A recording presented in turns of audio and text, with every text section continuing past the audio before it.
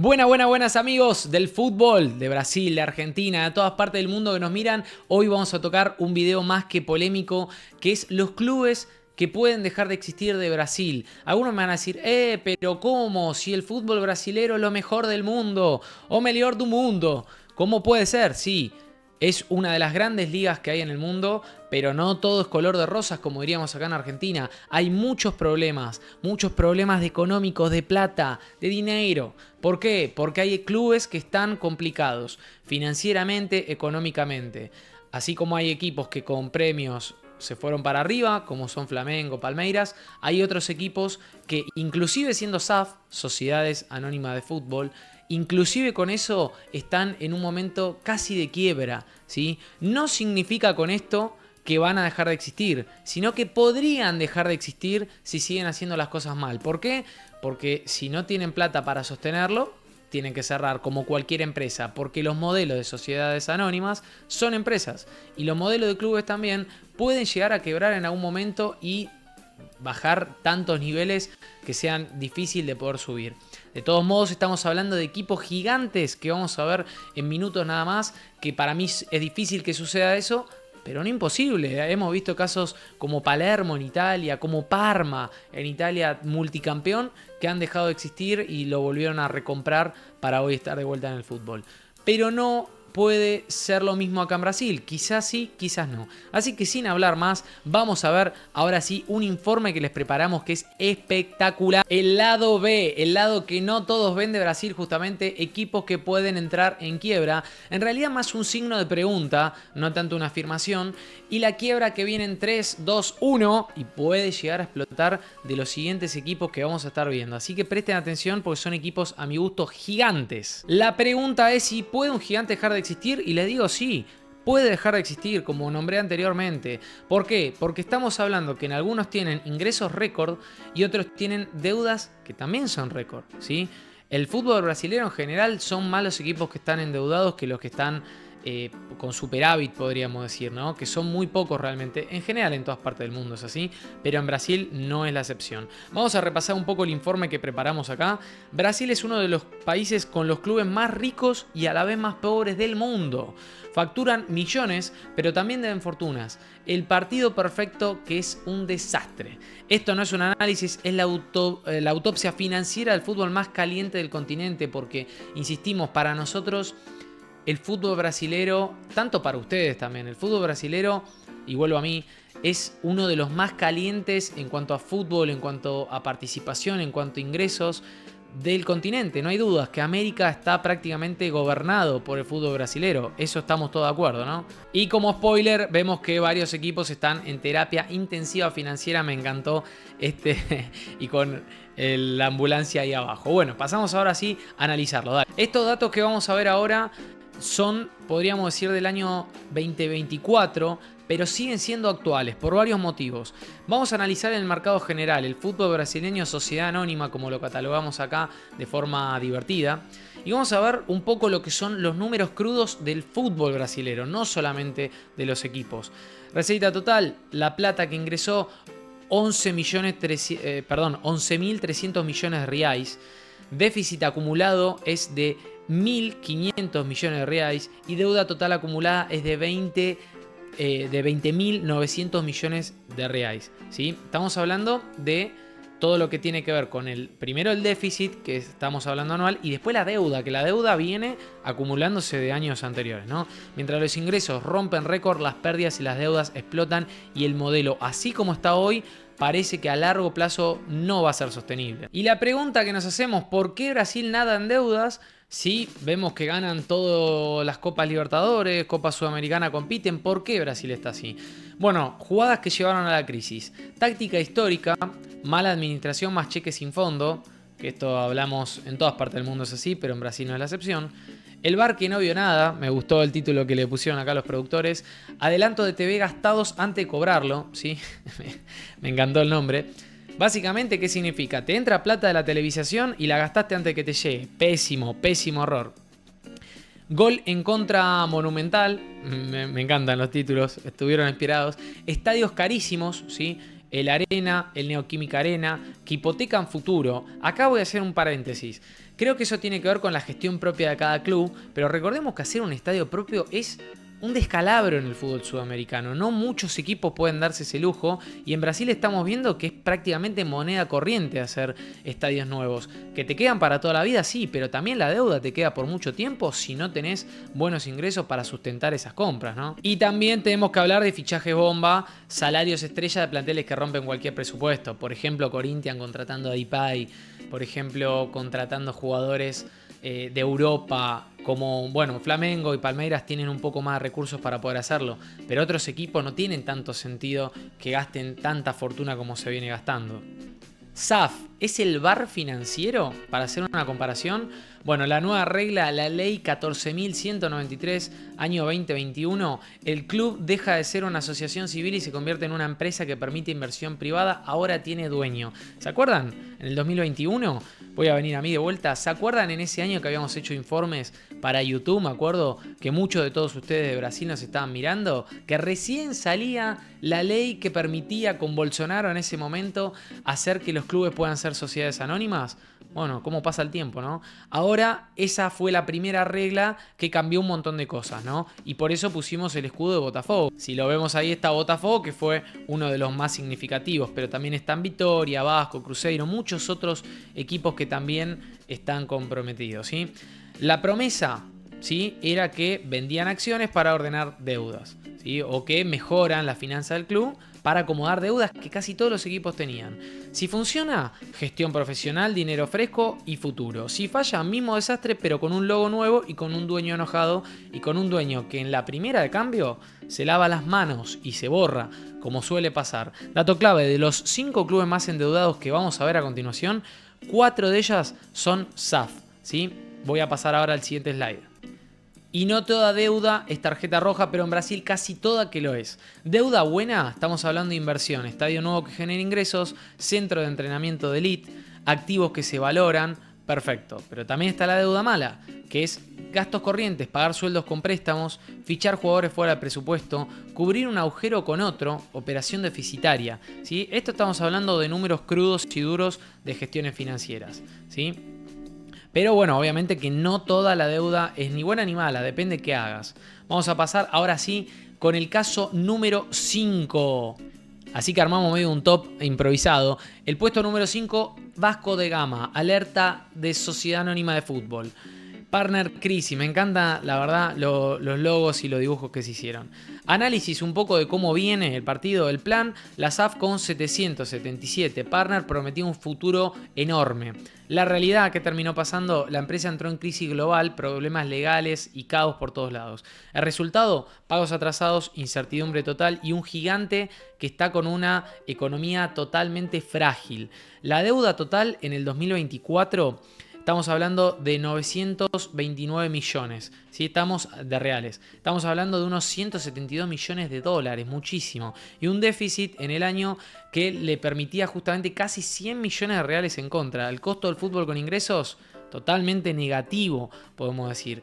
¿Y por qué tomamos los datos del 2024? Porque los balances anuales siempre se hacen a un año, ¿sí? Pero la consecuencia siempre se paga al año siguiente, que es el actual, mismo en el 2026, ¿sí? Así que bueno, sigamos con otro también. Vamos con el otro, Vasco da Gama, comprometidísimo. Están totalmente los muchachos vascos. Vamos con Cruzeiro, ¿sí? Y me saco de la pantalla porque a mi gusto la filmina más linda de todas. La deuda total del Cruzeiro... Casi 1.000 millones de reales, bueno, muy cerquita, ¿no? Estamos hablando de 182 millones de dólares. El déficit anual de menos 70 millones de reales. El costo del fútbol, ingresos, 106%. Y ahí pusimos una alerta. Gasta más de lo que gana. Es una locura gastar más de lo que ganás. O sea, no es sostenible ese modelo. Y obviamente acá lo ponemos, en este caso, al gordo Ronaldo. Lo estamos poniendo ahí como uno de los protagonistas. ¿Por qué? Porque es el que se metió en el barro, podríamos decir, en el que se metió en el problema. Por eso lo tenemos al ídolo por un lado, a Ronaldo goleador y al Ronaldo como dirigente. El análisis del partido de hoy que está viviendo Cruzeiro, bueno, El Salvador, o el que parecía Salvador, Ronaldo Nazario, junto a BPW Sports, compró el club que estaba ya prendido fuego desde antes. La herencia fueron deudas laborales, juicio de FIFA y una gestión desastrosa. ¿Y qué avanzó? La SAF ordenó parte del caos, pero el pozo sigue siendo enorme y los ingresos bajos, ¿sí? Estamos hablando de que están complicadísimos, por donde lo veas están muy complicados. Por más que hayan hecho algunas cosas bien, todavía sigue muy comprometido el club de Cruzeiro, que a mi gusto, vuelvo a decir, ¿no? Me parece que es un gigante en lo que es el fútbol brasilero. Vamos con el puesto número 3, ¿sí? El Atlético Mineiro. Venimos de verlo en final de Libertadores y en final de Sudamericana y ni siquiera le alcanza, no es suficiente esos datos. Entonces, el sueño fue carísimo. La deuda total 254 millones de dólares, muchachos, es mucha plata, es mucha plata. El déficit, estamos hablando de uno de los peores del año 2024 de 299 millones de reales. El costo de fútbol ingreso 56%, está un poco más controlado que los anteriores, pero signos de puntos seguidos. El análisis del partido es el siguiente. La apuesta, el Arena, el estadio, la Arena, un estadio espectacular que disparó la deuda, obviamente, ¿no?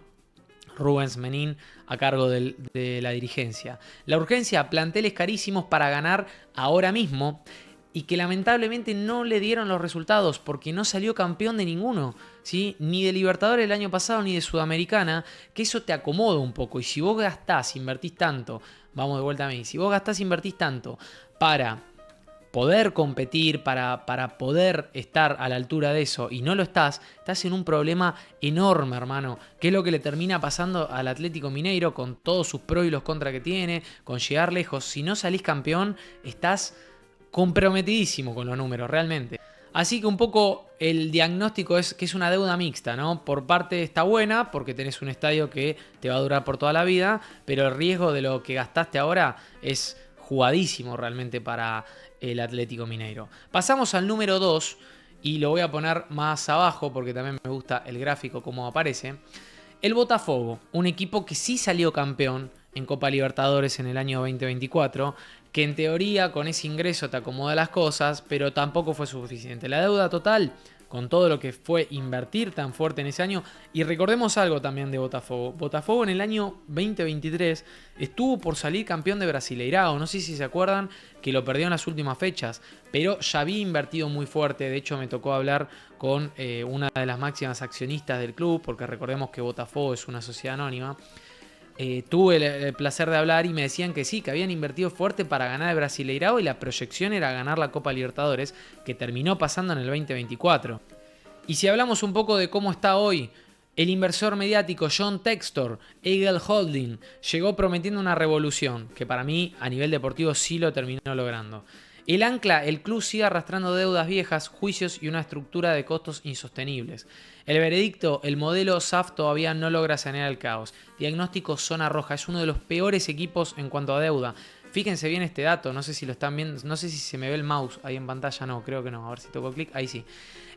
278 millones de dólares de deuda del año 2024 que la heredó. ¿Por qué? Recordemos que también Botafogo tiene clubes en Europa, pero podría hacer tranquilamente un video aparte hablando solamente de Botafogo, porque los números de Botafogo y todo lo que tiene que ver con el modelo de Eagle Holding, etcétera, etcétera, es para un video aparte, para un análisis aparte. De los hinchas de Botafogo y de demás clubes que quieran escucharlo me avisan, y si les gusta hago un informe solo de eso. Pero bueno, dejen en comentarios, ya saben cómo es eso. Si no comentan y no dejan su mensaje, yo no sé si les gusta o no el video. Así que aprovecho este lapsus para que dejen su comentario, su like, su suscripción. Hablemos, debatamos, porque yo leo todos los comentarios. Y ahora quiero pasar al peor de todos.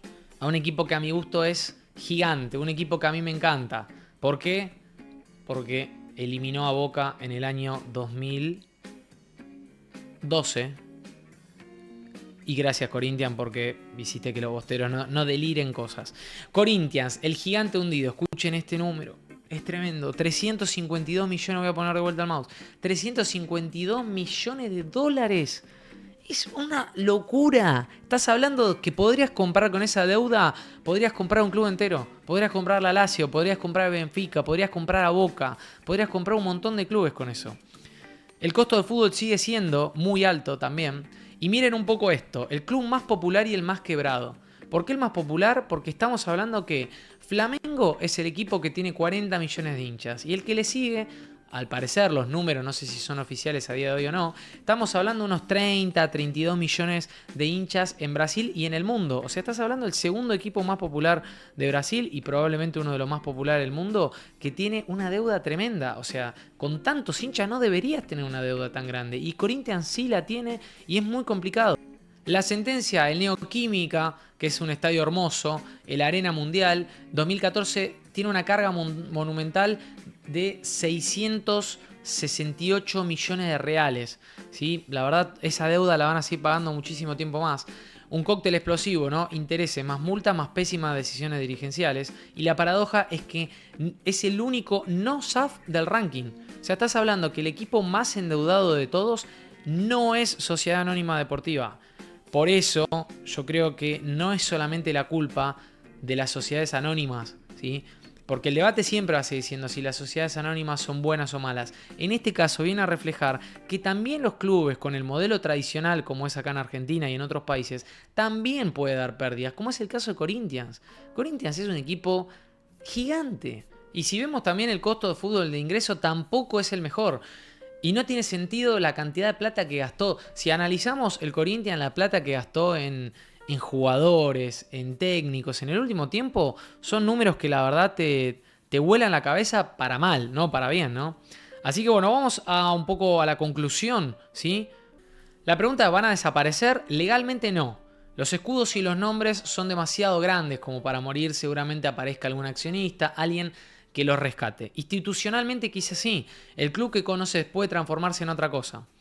Las AF pueden absorber, fusionar, vender o reestructurar todo, para bien o para mal. El socio deja de decidir, el inversor pasa a decidir y los clubes dejan de ser asociaciones civiles y pasan a ser marcas. Por un lado, la influencia del inversor puede subir y bajar y la pasión del hincha en cierto punto no tiene peso en el club, ¿no? El fútbol brasileño está jugando un partido que no se gana con goles, se gana con números y muchos están perdiendo por goleada. Me encanta el resumen que hicimos acá con los productores del equipo porque es un poco eso, ¿no? Realmente ya no se paga la pasión, ya pagan los números en general siempre, ¿no? Fue así, pero bueno, ahora mucho más.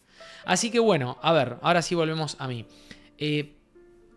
Como conclusión, yo creo que el fútbol mundial tiene que prestarle muchísima más atención a los descalabros financieros, sobre todo en el fútbol sudamericano. En el fútbol sudamericano no nos podemos dar el lujo que pasa en Europa, porque inclusive las economías propias a nivel país son distintas y yo creo que no somos ajenos a lo que vivimos a nivel país, a nivel región y demás.